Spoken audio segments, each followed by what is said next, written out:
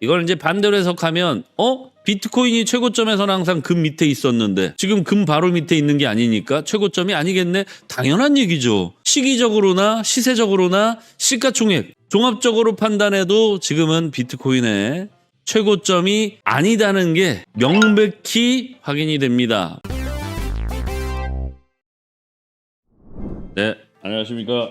부자 형님 누님들 반갑습니다. 어제 현물 ETF 6거래일 만에 순유출이 좀 포착이 됐습니다. 어제 방송 시작하면서 한번 끝나면서 한번 두 번의 체크가 있었는데요. 약간 예상된 유출이긴 하지만은 조금 서운한 건 있는 것 같아요. 다만 심지어 어제도 블랙락 형님 누님들은 매수를 하셨다는 거. 이제 나머지 지잡 투자자산 운용사에서는 일제히 매도를 했습니다. 이러니까 지상 최대의 투자자산 운용사가 아닌가 싶을 정도로 좀 장기 투자의 목적을 명확히 갖고 투자를 하고 있는 블랙락의 현 주소가 다시 한번 증명이 되는 그런 상황이 아니었나 싶지만 어찌됐든 네, 지금 뭔가 전환점이 되고 있는 건 맞아요. 일단은 가장 최근에 데이터를 보시게 되면은 한 3일 정도, 좀 짧게는 한 이틀씩, 그리고 길게는 뭐 한 일주일씩도 조정이 있었던 시기가 있습니다. 그러니까 오늘로써 조정이 끝날 거라는 생각은 조금 버리시는 게 좋겠고, 다만 일봉상으로 아랫꼬리가 지금 달려있기 때문에 내일은 살짝 양봉이 시작되는 듯 뭐 쌍봉 찍을 듯 하면서 이렇게 페이크를 줄 수 있다는 거, 제가 봤을 때는 아직 일봉이 조금 약세를 면치 못하고 있기 때문에 뭐 여기서부터 바로 다이렉트로 반등이 나올 확률은 좀 적고요. 다만 일시적인 뭐 아랫꼬리 현상으로 일시적인 뭐 쌍봉 도전 정도, 요 정도는 나올 수 있다. 다만 갑자기 여기서 뜬금없이 10만 달러 돌파는 뭐 트럼프 형님이나 머스크 형님의 도움 없이는 일단은 불가능한 상황. 네, 조금 여유를 갖고 지켜보시는 게 좋을 것 같습니다. 아무래도 이제 투자를 하다 보면 바로 직전에 최고점이 내 투자 자산이라고들 인식을 하시기 때문에 지금 뭐 누군가는 뭐 내렸다, 뭐 작살이 났다 이렇게들 판단을 하시지만 사실 저로서는 엄청나게 오른 뒤에 적절한 조정이 이어지고 있다 이렇게 보여집니다. 다만 이 조정이 아직 끝난 것처럼 보이지는 않아요. 일단 조정이 끝났다라는 판단이 들려면 먼저 1억 2천대는 한번 체크를 해야 될 것 같죠? 그죠? 아마도 조정이 조금 커진다고 치면은 과거로부터 쭉 땡겨오게 되면은 1억 라인에 심리적인 지지세가 있습니다. 그렇다고 지금으로부터 1억까지 주장창 빠지기만 하지는 않겠죠. 아무래도 네, 어느 정도 웨이브를 그려내면서 1억 2천대에서 수렴 이후 경우에 따라서는 1억 천을 살짝 끌어당기면서 페닉스를 유도한 다음 상승하는 시나리오. 이게 가장 우리 과거 패턴으로 봤을 때는 좀 유력한 시나리오가 아닌가. 다만 중간에 트럼프 형님이나 머스크 형님의 뭔가 요거 있잖아요. 네, 트위터를 통한 요거 아니면 인터뷰를 통한 뭐 요런 것들이 있다면 그마저도 수렴 끝나지 않고 중간중간에 이렇게 뛰쳐 올라갈 수 있으니까 그죠? 요 부분 간과하시면 절대 안 됩니다. 차트상으로 이렇게 보인다고 시황을 완전히 무시할 수는 없는 현재 상황이에요. 미 대선 전국 이후에 전 세계 각국에서 비트코인에 대한 검색량이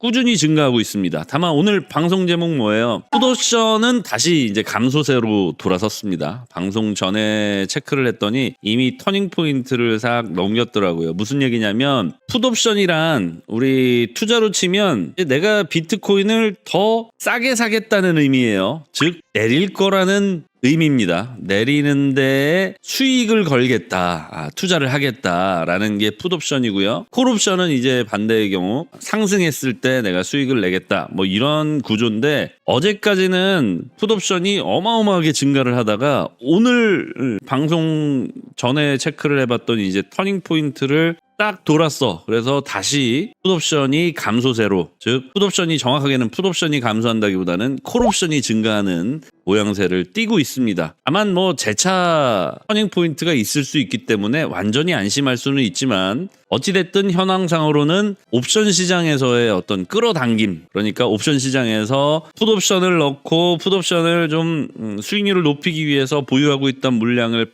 팔아 제껴서 시세를 다운시키는 형태의 이 감소세는, 즉 요런 형태의 조정세는 지금 살짝 소강 상태를 보이고 있다. 뭐 요 정도 생각을 하고 계시면 될 것 같습니다. 특별히 뭐 문제가 되어 보이는 건 없고요. 좀 추상적인 얘기기는 한데, 이제 전략적인 보유 시대다 그러면 과거의 금처럼 중간중간에 뭐 급등 이후 조정, 급등 이후 조정 이런 것들을 좀 반복하기는 하겠지만, 결과적으로 전략 보유 시대가 열린다면 이 비트코인 역시도 각국의 국고에 어느 정도의 보유량을 갖추고 있어야만 뭐 전시 상황과 같은 위급 상황, 긴급 상황에서 각국의 무역을 하는 데 있어서 보증의 형태를 금 대신 비트코인 또는 금과 함께 비트코인이 이런 전략 자산으로 발돋움하게 되지 않을까. 그 기틀을 마련해 주는 게 트럼프 형님이신 것 같아요. 그죠? 다만 이런 추상적인 것만 보고 투자를 할 수는 없잖아. 너무 무슨 광신도 같으니까. 우리는 어떤 투자를 합니까? 철저하게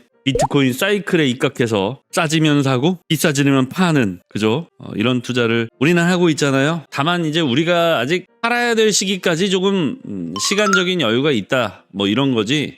영원히 안 판다, 이건 또 제 투자 성향과도 맞지 않는 분석이 되겠죠. 오늘 장세가 심상치가 않아요. 그죠? 일단 현재는 92K에서 쌍바닥을 콕콕 찍고 1시간봉 보시면 약간 이평선 이탈해 있지만 뭐 괜찮아요. 특별히 걱정하실 필요는 없는데, 다만 우리가 체크해야 할 게 이거예요. 금리 인하 어제까지는요 5대5 수준까지 갔거든요. 여기 보시면은 어제 기준으로 11월 25일 기준으로는 금리 인하 52.3%, 금리 동결이 47.7%로 사실상 거의 뭐 금리 동결과 인하를 예측하는 비율이 5대5라고 볼 수 있었는데, 오늘은 그나마 좀 다행인 부분이 금리 인하에 대한 의견이 재차 소폭 상승해서 약 6대4의 비율로 금리 인하 확률이 조금 더 높다, 뭐 이렇게는 볼 수 있을 것 같습니다. 다만 이게 확정적이다라는 말씀을 드리려면 적어도 8대2 이상의 비율은 유지가 돼야 되는데, 지금은 약간 뭐 오락가락하는 상황. 한마디로 거시경제 전문가들도 금리가 인하될지 동결될지 지금 재차 계속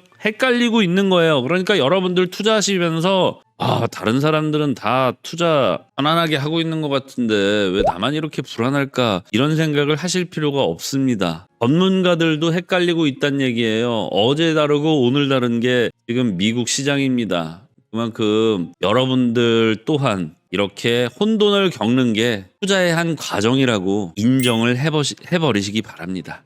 인정하면 편해져요. 근데 나 말고 남들은 다 잘하고 있는 것 같잖아. 절대 그렇지 않아요. 다들 헷갈려하고, 심지어 전문가들도 헷갈려하는데 일반적인 투자자가 조금 무섭거나 불안하거나 이럴 수 있는 거죠. 완전히 완벽한 뭐 안전을 보장하는 그런 투자 상품이 어디 있습니까? 예금 빼고 더 있습니까? 네, 그러니까 불안해하신 것도 그냥 투자의 한 과정이라고 생각하시고 그냥 기다리시면 되겠습니다. 왜냐하면 우리는 사이클을 기다리고 있잖아요. 그죠? 지금 팔 게 아니라면 오늘 내일 가격이 얼마가 되든 여러분과 또는 저와는 전혀 상관이 없습니다. 우리가 팔 때쯤 돼서 가격이 마음에 들면 끝나는 거예요. 그죠? 또 하나, 비트코인이 최고점을 경신하는 시기에는 항상 전 세계 시가총액이 금 바로 밑으로 갔다 딱 붙습니다. 무슨 얘기냐면 비트코인의 시가총액이 앞으로도 올라갈 길이 많다. 그러니까 이걸 이제 반대로 해석하면